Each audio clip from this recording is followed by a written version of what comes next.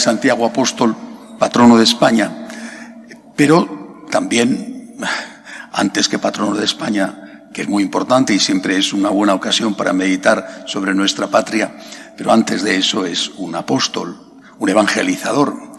Y creo que en este contexto que estamos viviendo, en medio de esta pandemia, conviene fijarnos en algunas enseñanzas del hecho de que Santiago fue evangelizador para aplicarlas a nuestra situación.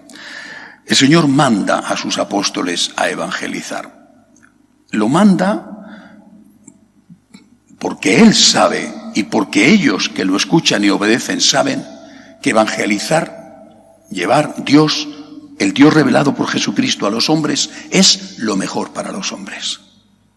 ¿Por qué aquella gente tenía urgencia? Santiago Apóstol hasta el Finisterre, hasta las tierras de Galicia, hasta lo que entonces era el final del mundo conocido. ¿Por qué aquella gente tenía urgencia en ir a predicar en nombre de Jesús el mandamiento del amor de Jesús, toda la enseñanza doctrinal y moral de Jesús? ¿Por qué? Aquella gente era creyente, los apóstoles judíos, creyentes en el Dios de Israel, que era el Dios verdadero. Una revelación no completa, no conocían, por ejemplo, la Santísima Trinidad, pero era el Dios verdadero. Yahvé es el Dios en el que creyó Jesús, es decir, en tanto que hombre, en el que creyó la Virgen María, en tanto que mujer, hasta que después, con Pentecostés, o quizá en la enseñanza de su hijo, María recibió todo el mensaje completo que el Señor Jesús transmitía. Era el Dios de los judíos. Aquella gente no era atea, pero tampoco eran ateos los romanos, los griegos, o si nos vamos hacia el oriente, los persas, por supuesto hacia el sur, los egipcios. No estaban en un mundo ateo. Aquella gente era creyente. Sin embargo, la diferencia entre el Dios que predicaba Jesús, el mismo Dios verdadero, la diferencia entre ese Dios y las consecuencias morales eran tan grandes que todos, Jesús, por supuesto, el primero, porque para eso vino, pero también los apóstoles, después veremos al gran evangelizador que fue San Pablo, todos eran conscientes de que llevar el mensaje de Jesús era llevar la salvación. Conocer a Jesús era la salvación, aquí en la tierra y en el más allá. Y por eso la urgencia. Sin duda que desde el principio hicieron obras sociales. En aquella época, por ejemplo, no existían pensiones de ancianidad o de viudedad.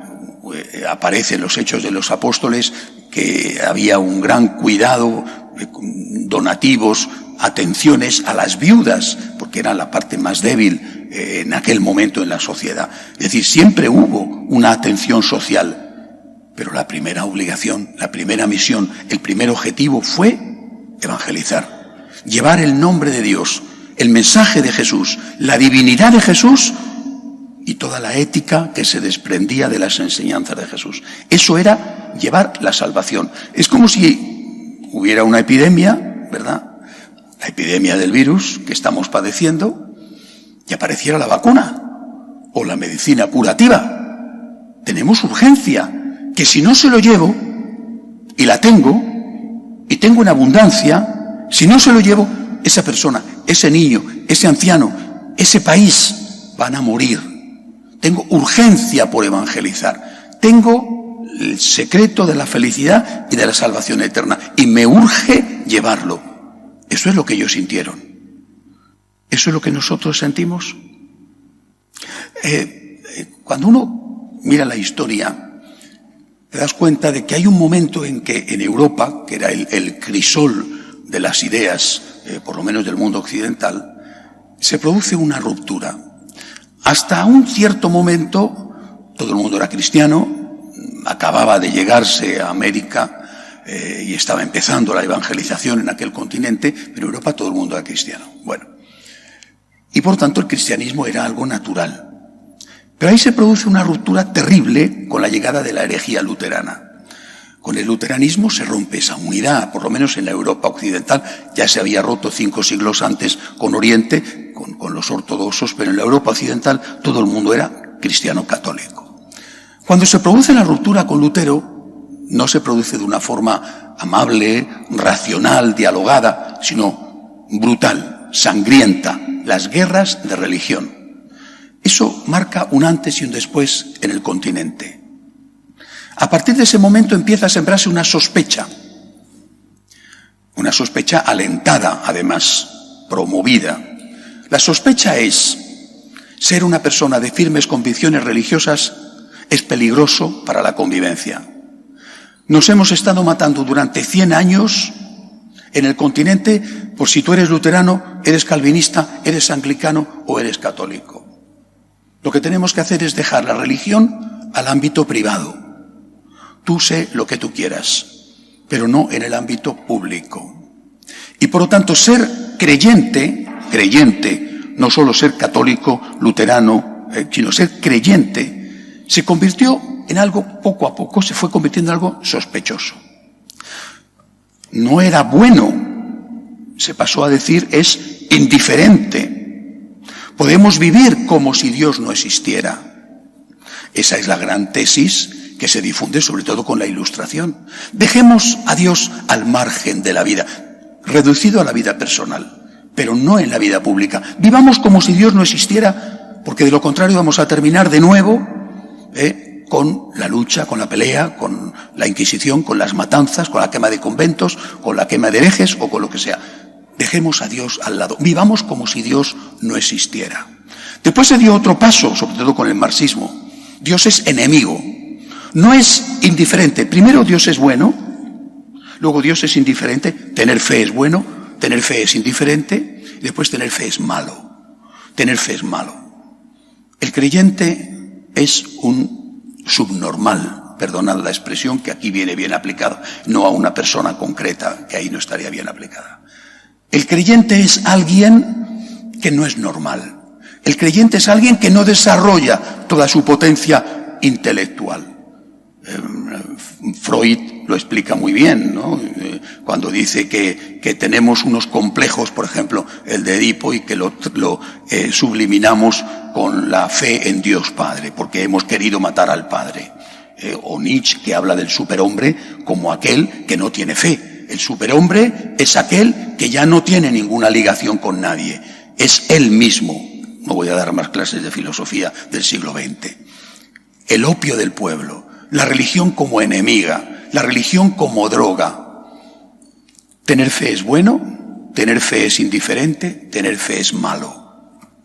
Llevamos así ya más de 50 años, Imaginaos lo que esto está suponiendo en las generaciones de jóvenes que han perdido la fe, porque te martillean, te bombardean. Eres menos de lo normal. No desarrollas tu potencialidad intelectual.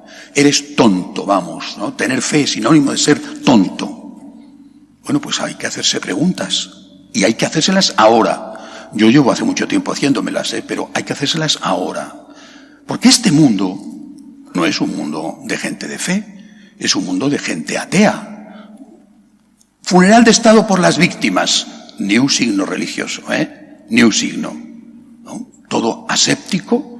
Nadie reza, un homenaje que, bueno, pues ahí está. Oiga, ¿por qué no se ha hecho un funeral de Estado en un país de mayoría católica con una santa misa? De hecho, se había celebrado una misa que afortunadamente participaron los reyes unos días antes en la Catedral de la Almudena. No, porque este es un país que es arreligioso, es un país laico. Por lo tanto, como aquí hay gente de todo, hay que hacer un homenaje laico. Oiga, este no es un país religioso, ¿de acuerdo? Esta es la realidad, no es un país religioso. Saquemos las consecuencias. Y saquemos las consecuencias en este momento y con esta pandemia terrible. Por ejemplo, ¿por qué están los rebrotes? Hay que preguntárselo. ¿A qué se debe el rebrote? ¿Por qué? Cuando vino la pandemia fue culpa, lo digo claramente, fue culpa de que no supieron prever lo que ya estaba pasando. Los países que tomaron medidas adecuadas y no comprar cosas que luego no valían, esos países han salido mucho mejor de la situación. Pero bueno, ocurrió lo que ocurrió, manifestaciones que no tenían que haber sido permitidas, ocurrió lo que ocurrió, pero ¿por qué los rebrotes? Hay que preguntárselo, ¿a qué se debe? Si ahora ya todo el mundo sabe, ¿no? Todo el mundo sabe, la mascarilla, la distancia, el gel, Todo el mundo lo sabe.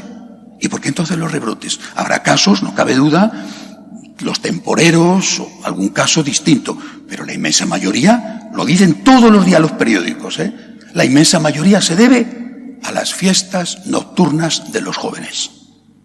Eso no significa que todos los jóvenes sean unos irresponsables. No es verdad. Hay muchos jóvenes responsables, afortunadamente, pero la mayor parte de los rebrotes están ligados al ocio nocturno. Aquí en el parque, las juergas de por las noches.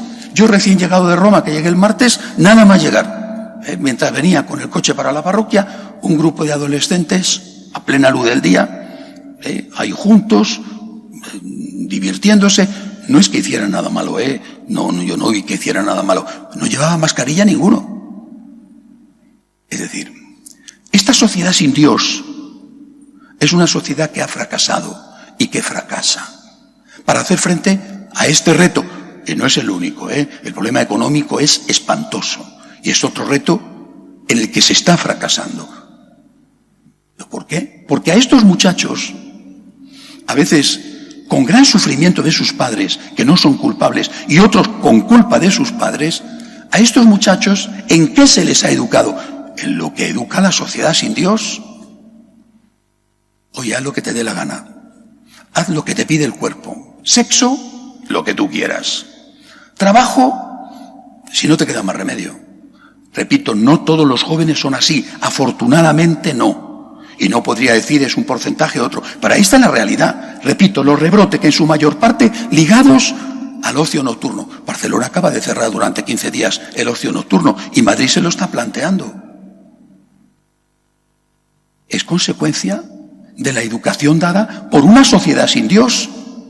Esta sociedad sin Dios que decían que era más democrática, porque si tenías fe no eras demócrata, porque ibas a exigir al otro que tuviera tu fe y lo ibas a exigir con las armas, como en el siglo XV o en el siglo XVI, y por lo tanto la democracia exige agnosticismo. Bueno, pues esta sociedad sin Dios es una sociedad peligrosa.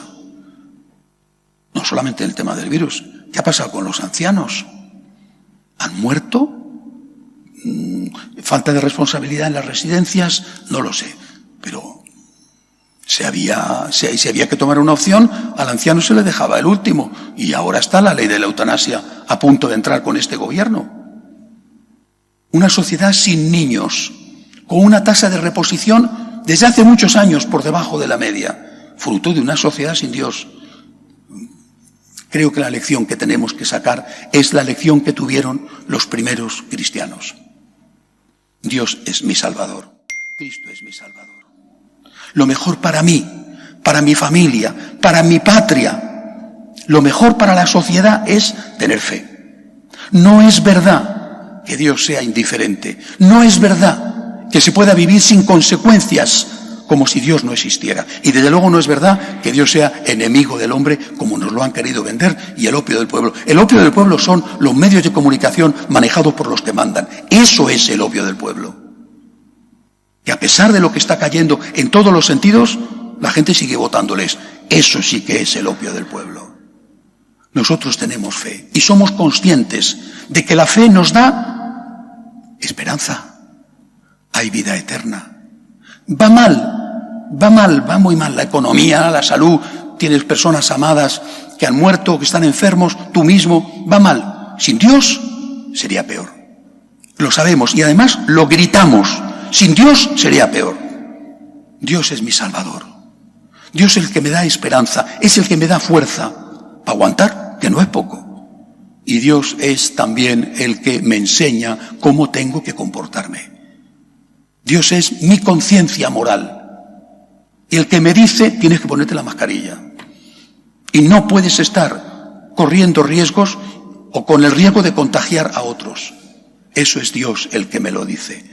Esta situación de esta sociedad sin Dios está demostrando hasta qué punto esta sociedad es una sociedad frágil y en muchos aspectos inhumana. Dicen, el virus es un castigo de Dios. Yo personalmente no lo creo, pero sí que es una enseñanza y sí que es una advertencia.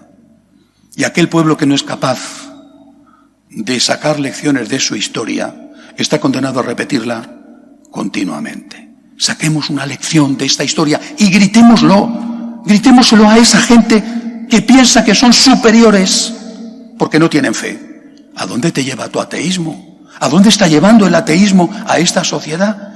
Estos jóvenes son jóvenes educados en el ateísmo. Repito, no todos, pero muchos. Y son jóvenes, ¿dónde está su responsabilidad a la hora de pensar en ellos mismos? Y sobre todo a la hora de pensar en sus papás a los cuales van a contagiar, o en sus abuelitos a los que van a contagiar cuando lleguen a casa. Dios es nuestro Salvador. Tener fe es lo mejor del mundo, lo mejor que nos ha podido pasar. Complejos de inferioridad por tener fe, ninguno. Hagamos un esfuerzo para no tener complejos de superioridad, porque puestos a tener uno, de superioridad más que de inferioridad. Complejos ninguno, pero desde luego de inferioridad de ninguna manera. Tenemos fe, tenemos esperanza, hay vida eterna y tenemos leyes morales que, aunque no las cumplamos a veces porque somos pecadores, sabemos lo que tenemos que cumplir.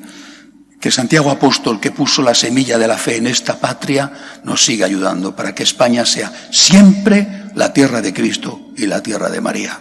Que así sea.